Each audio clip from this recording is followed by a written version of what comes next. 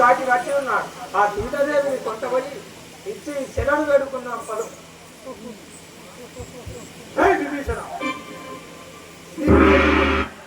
దిక్కజముగా నీ పలుకులు అక్కజముగా లెక్క పెట్టి హతమురణించాను. మక్కువ కలిగిన వాడును దక్కున తెప్పించు వార్త గడియల వినరా.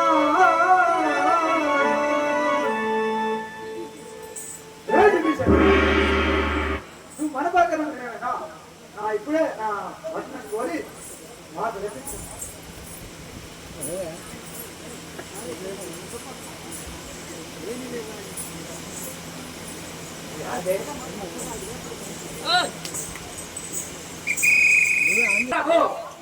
ఇప్పుడే డివిజన్ తెలిపింటాను. సముద్రం మటుకు రామ సైన్యం వచ్చేది. నేను వెళ్ళి తెలుసుకొని రండి. అట్లాగే మహాప్రభు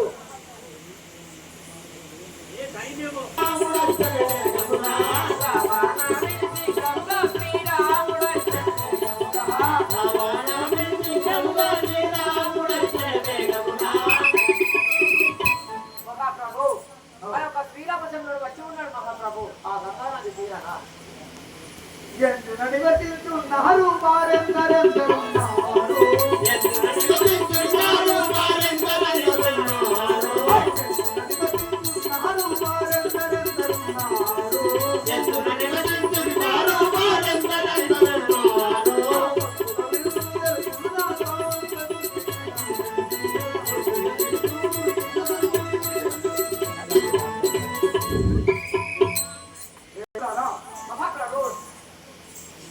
వారు నిజమైనప్పుడు నాతో అట్లాగా చెప్పతరంగా అయ్యయ్యో భూమి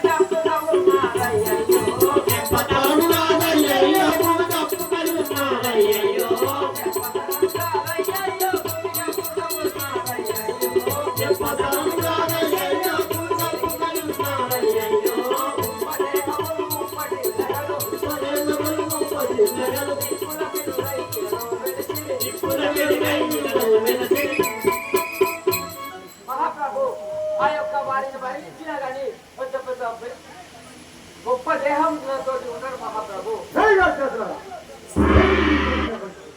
అట్లయినా వరమాతులందరినీ తమ బిరుదులలో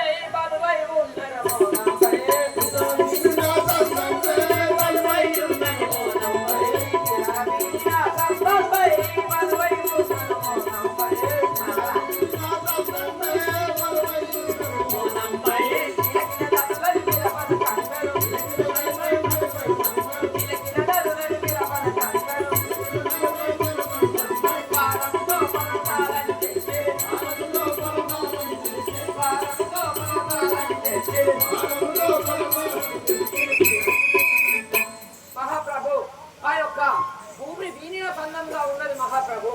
వారి సైన్యము బాణములతో పర్వతాలను తెచ్చి భక్తుల వల్ల వాడుతున్నారు మహాప్రభు.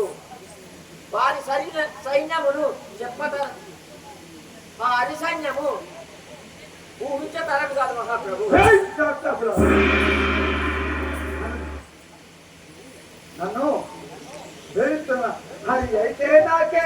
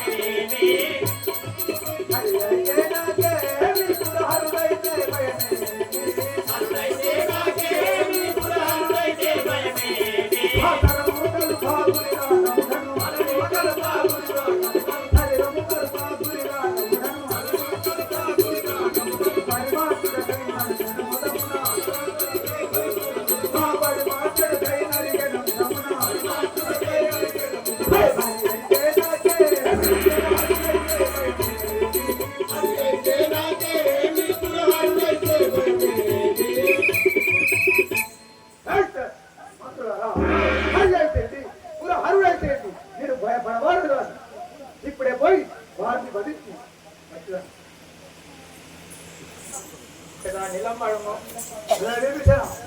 ఇప్పుడే పోయి ఆ రామసైన్యం అన్నయ్య రాముల బలమును తెలియక రాముల బలమును తెలియక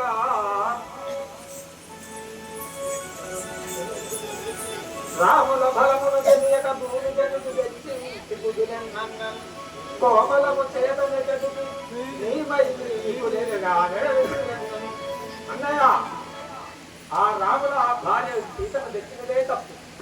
ఇప్పుడు నిజమునకు ఒకట మా తప్పు సీతది విషయం కరుడగ రాముని పెట్టిన గురువుడతో నాకు వలుకబో జంబడరా 20 తోడుగా మనకి మనకులో కనుమార్చు తెలియచాలో విషయం నన్ను గట్టి చేసింది. ఇప్పుడే పోయి ఆ సైన్యం వచ్చిన ధరణి గజరథ తనయుడు తరచుగా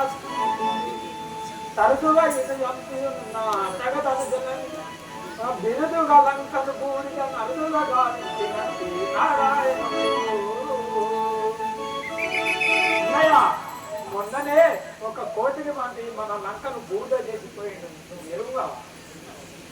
కావున ఆ సీతను వారికి ఇచ్చి శరణు వేడుదాం పరు.